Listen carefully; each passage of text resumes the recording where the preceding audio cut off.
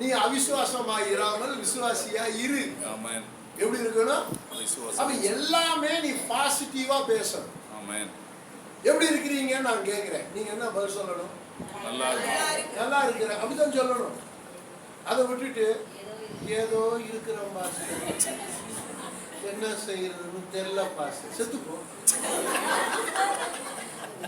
விசுவாசி யாராச்சும் ஏதோ இருக்கிறேன்னா நான் அப்படிதான் ஆன்சர் பண்ணுவேன், செத்து கொண்டு. எங்க சபையில ஒரு வயசான பாட்டி சர்ச்சை முடிச்ச உடனே முதல்ல அதுதான் என்கிட்ட வரும் ஜெபம் பண்றதுக்கு. நான் எப்படி இருக்கிறீங்கன்னு கேட்பேன்.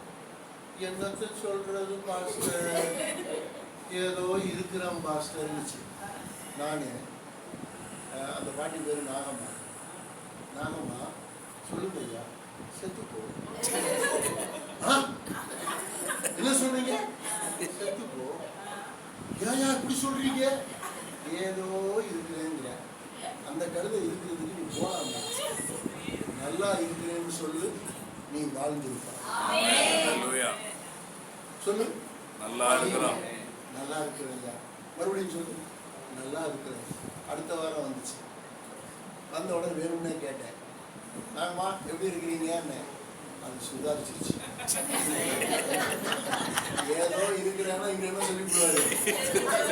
அது சுதாரிச்சுட்டு நல்லா இருக்கிறையா அப்படி சொல்லு, அப்படி சொல்லு.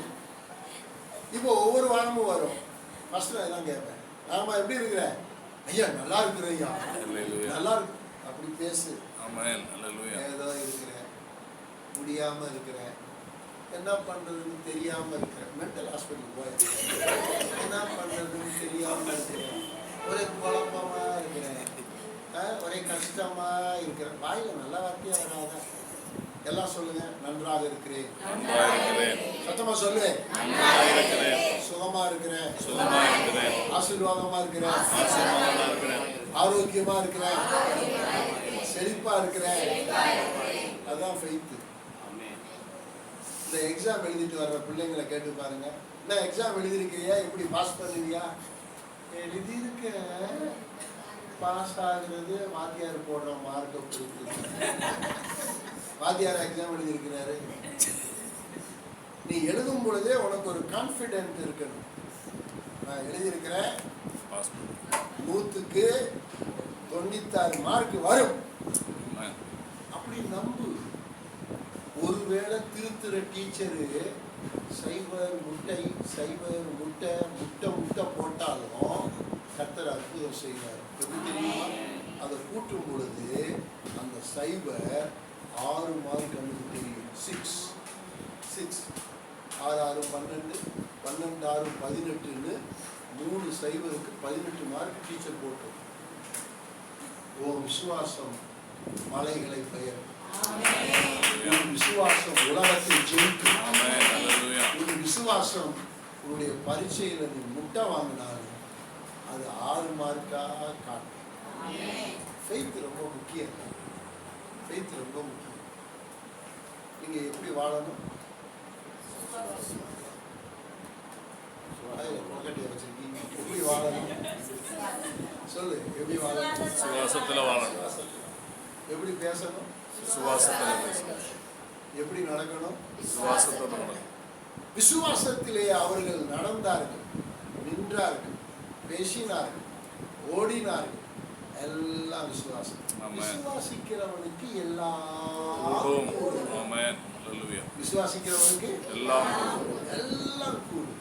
பயப்படாது.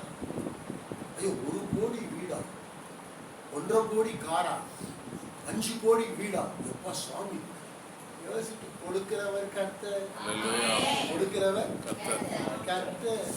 அப்படி பெருசா கேளு, கர்த்தர் பெருசா தருவார். நீ கேட்கிற காரியம் ஏன் தெரியுமா பெருசா இருக்கணும்? நீ கேட்கிறவர் இருக்கிறார்ல, அவர் பெரியவர். உலகத்தில் இருக்கிறவனிலும் உங்களுக்குள்ள இருக்கிறவர் பெரியவர். அப்ப பெரியவர்கிட்ட என்ன கேட்கணும்?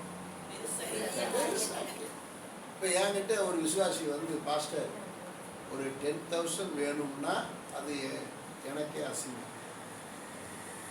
நான் என்ன தெரியுமா சொல்லுவேன்? என்ன என்ன 10,000 கேட்குறீங்க, 10 lakhs கேளுங்க. அவங்க அப்படி பார்ப்பாங்க.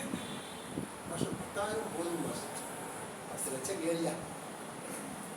மாஸ்டர் எனக்கு 10 லட்சம் வேண்டாம், என்கிட்ட கேட்டேன்னா நீ 10 லட்சம் தான் கேட்கணும், கேளியா அப்படின்னு. சரிங்க மாஸ்டர், மாஸ்டர் ஒரு 10 லட்சம் கொடுங்க.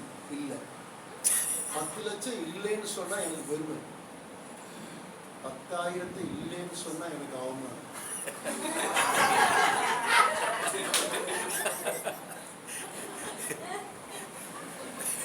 இப்ப 10,000 போய் நான் இல்லைன்னா அது எனக்கு அவமானம். பாஸ்டர் 10,000 இல்லையா? இப்ப பாரு, 10 லட்சம் கேட்க சொல்லிட்டு, சரிங்க மாஸ்டர் 10 லட்சம் நாங்க மாஸ்டர் என்கிட்ட இல்லை. இப்ப நீங்க என்கிட்ட 10 கோடி கேட்குறீங்க, கேளுங்க. 10 கோடி. மாஸ்டர் ஒரு 10 கோடி கொடுங்க, கேளுங்களேன். என்கிட்ட இல்லை. ஏன்னா இப்ப நான் பெரிய பணக்காரன். ஏன்னா என்கிட்ட நீங்க என்ன மதிச்சு எப்படி கேட்குறீங்க? 10 கோடி நீங்க என்கிட்ட கேட்குறீங்கன்னா நான் யாரு? கோடீஸ்வரன். இப்ப நீங்க 1000 ரூபாய் கேட்டு நான் இல்லைன்னா அசிங்கம், எனக்கே அசிங்கம்.